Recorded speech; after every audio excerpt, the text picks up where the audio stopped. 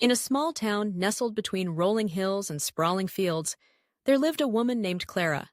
From a young age, Clara was taught the values of her Christian faith, instilled in her by her parents, who lived by example.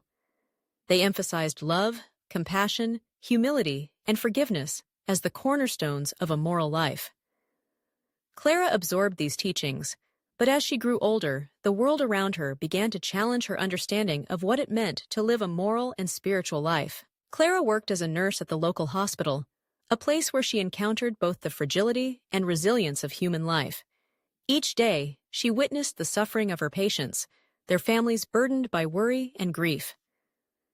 In those moments, Clara often found herself reflecting on the teachings of Christ. She remembered the parable of the Good Samaritan, which urged her to look beyond societal divisions and extend her hand to those in need. It was in the hospital corridors that she truly began to embody her faith, offering not just medical care, but also emotional support and kindness to everyone who crossed her path. One particularly challenging day, Clara was assigned to care for a man named Mr. Thompson, who was battling a terminal illness. He was known in the community as a gruff and cantankerous figure, often dismissing the kindness of others. Clara approached him with her usual warmth, but he met her with skepticism. "Why do you bother?" he grumbled. "You can't change my fate." Clara, undeterred, smiled and replied, "Perhaps not, but I can make your days a little brighter." Over the weeks, Clara visited Mr. Thompson daily. She listened to his stories, shared her own, and slowly chipped away at the walls he had built around himself. She brought him books, played his favorite music, and even introduced him to the joys of gardening by planting flowers outside his window. With each passing day, Clara's compassion began to soften his hardened exterior. The two formed an unlikely bond, one built on shared laughter and understanding. As Clara continued her work, she encountered many others who were lost or struggling. There was a single mother who came to the hospital after an accident, her eyes filled with fear for her children. Clara sat with her, reassuring her that she was not alone, helping her navigate the overwhelming situation.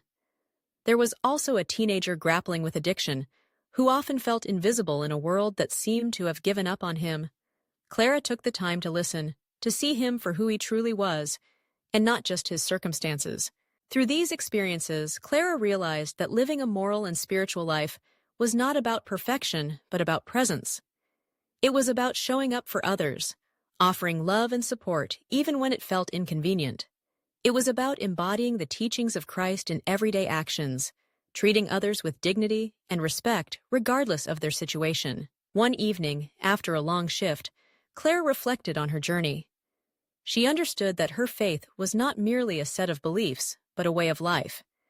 It was in the laughter shared with Mr. Thompson, the comfort offered to the single mother, and the hope ignited in the teenager that she found her purpose. Clara recognized that she was not just a nurse. She was a vessel of God's love, a reminder that grace exists even in the darkest times. As the seasons changed, so did Clara's understanding of her faith. It was not confined to the walls of a church or the pages of Scripture. It was alive in her actions and interactions. Living a moral and spiritual life meant being a light in the world, reflecting the love of Christ through every kind word and every gentle touch.